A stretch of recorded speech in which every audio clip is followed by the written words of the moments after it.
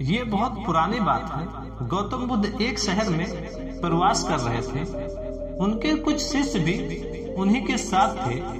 एक दिन शिष्य शहर में घूमने निकल गए, लेकिन उस शहर के लोगों ने उनके शिष्यों को बहुत बुरा भला कहा। शिष्यों के ये बात सहन नहीं हुआ और वो सब वापस लौट आए। जब बुद्ध ने देखा कि उनके सभी शिष्य बहुत ज्यादा क्रोध में लग रहे हैं, तब उन्होंने उनसे पूछा, क्या बात है, आप सभी इतने क्रोध में क्यों दिखाई दे रहे हैं? फिर उनमें से एक शिष्य ने क्रोधित होकर बोला, भगवान, हमें यहाँ से तुरंत प्रस्थान करना चाहिए। जहाँ हमारा सम्मान न हो वहाँ हमें एक पल भी नहीं रहना चाहिए। जब हम यहाँ से बाहर घूमने के लिए गए तो यहाँ के लोगों ने हमें बहुत बुरा भला बोला। यहाँ के लोगों को दुर्व्यवहार के सिवा कुछ और आता ही नहीं। उसकी बातें सुनकर गौतम बुद्ध मुस्कुराकर बोले, क्या किसी और जगह पर तुम सद्भावना की आशा करते हो?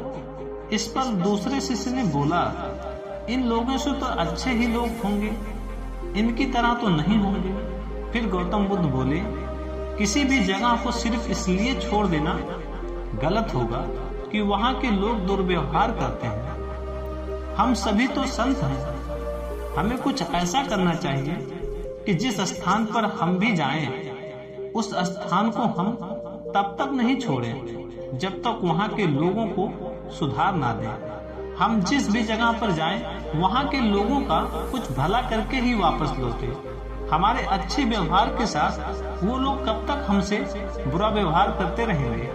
एक ना एक दिन उन्हें यह एहसास हो जाएगा कि हमें ऐसा व्यवहार नहीं करना चाहिए। आखिर में उन्हें सुधारना ही होगा।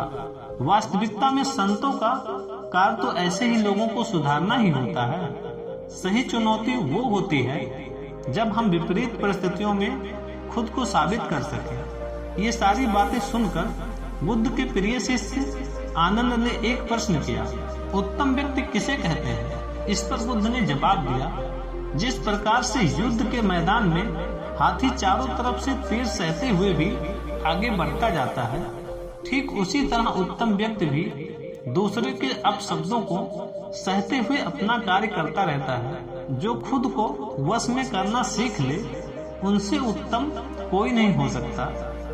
अंततः सभी शिष्यों को गौतम बुद्ध की सारी बातें अच्छे से समझ में आ गई और उन्होंने उस शहर से जाने का इरादा त्याग दिया।